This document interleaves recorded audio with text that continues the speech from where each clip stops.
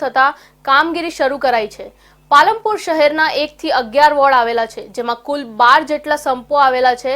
આ તમામ સંપો ઉપર વીજ બિલ ઘટાડવા માટે પાલિકા દ્વારા શહેરમાં સોલાર પ્લાન્ટ ઊભો કરવા સરકાર સમક્ષ રજૂઆત કરી હતી, જેથી સરકાર દ્વારા 3 સોલાર પ્લાન્ટ મંજૂર કરવામાં આવ્યા હતા, જેથી સ્વર્ણિમ જયંતિ યોજના અંતર્ગત પાલનપુર મીરા ગેટ ખાતે 50 કિલો વોલ્ટ, અમીરબાગ ખાતે 70 કિલો વોલ્ટ અને 99 કિલો વોલ્ટના પ્લાન્ટ નાખવાની કામગીરી હાથ ધરવામાં આવી છે, જેનું કામ જીયુડીસી ગાંધીનગર દ્વારા કરવામાં આવશે।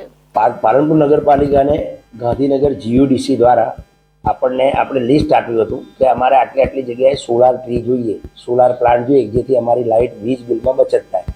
એ અંગે અમે 20 થી 25 જગ્યાઓના લિસ્ટ આપ્યા હતા। ભૂગર્ભ પમ્પિંગ સ્ટેશન, પાણી પુરવઠાના પમ્પિંગ સ્ટેશનો હોય, કચેરી હોય, ટાઉન હોય। શરૂઆતમાં અમારા 3 પમ્પિંગ મંજૂર થયા, જે અમારા હનુમાન ટેકરી, અમીરબાગ અને મીરા ગેટ। એ જગ્યાએ અમારા ટ્રીના ટાવર, આના જે ફ્લાવર છે મંજૂર થયા છે, સોલાર ટ્રીઝ મંજૂર થયા છે, જેમાં ટોટલ 219 કેવીની લોડ છે।